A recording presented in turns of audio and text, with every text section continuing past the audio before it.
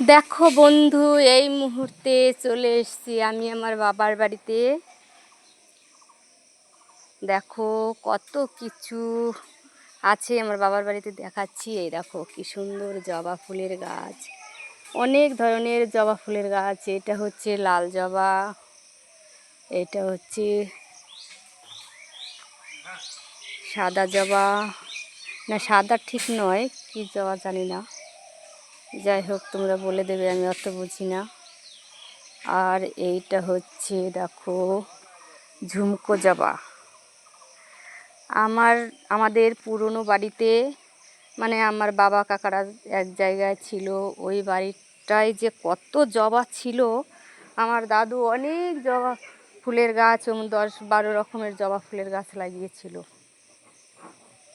খুব সুন্দর ছিল।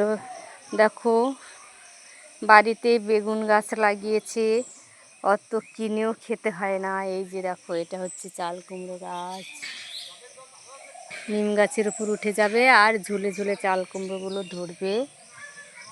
আর এই দেখো এটা হচ্ছে দুধমান কচু,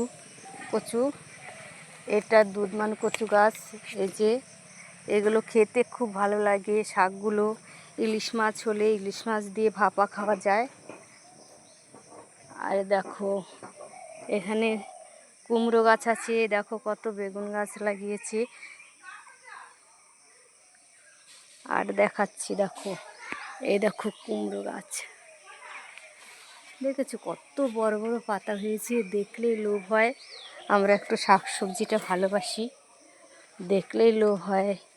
আর এই যে দেখো এই যে ডাঁটা, আমার ভাইবো বলেছে ডাঁটা নিয়ে যাবি, ওইখানে তো সব কিছুই কিনে খেতে হয়, আর আমাদের এখানে অত কিনে খেতে হয় না, আমাদের গ্রামের বাড়ি। দেখো কি সুন্দর ডাঁটা গাছ, কত বড় বড় ডাঁটা, দেখেছো? এই মোটা মোটা ডাঁটা হয়। এই বাংলাদেশ থেকে একজনা এই দানাগুলো এনেছে, ডাঁটার বীজগুলো এনেছে, আমার ভাইবো তার থেকে নিয়েছে। দেখো বলছে দিদি বাংলাদেশের ডাঁটা নিয়ে যাবে কলকাতা, তাই বলছে। আমি ঠিক আছে, নিতে তো বিশাল কষ্ট, ব্যাগগুলো একদম ভারী হয়ে যায়, খুব কষ্ট নিতে। তাও অনেক কিছু আছে, আমাদের বাড়িতেও অনেক কিছু আছে। এই তাজা তাজা শাক সবজিগুলো খেতে আলাদাই মজা সত্যি। দেখো দুটো গাভী গরু আছে আমাদের, বাবা মারতে আসে, ওই দেখো কেমন করে মারতে আসে, কি সুন্দর দুটো বাছুর হয়েছে। বিক্রি করে এবার খাওয়া যায়, কিন্তু গরু তো বিক্রি করা যাবে না। আমাদের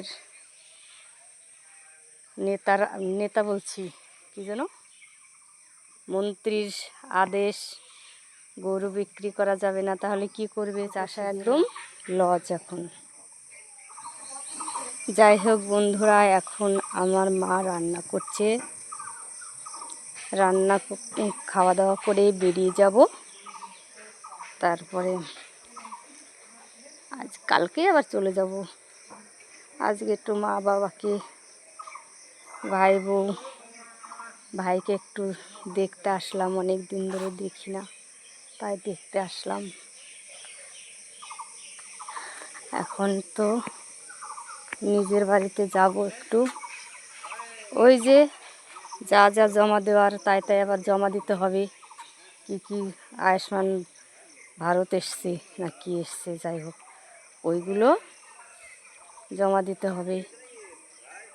সেই জমা দিয়ে আবার সকালবেলা বেরিয়ে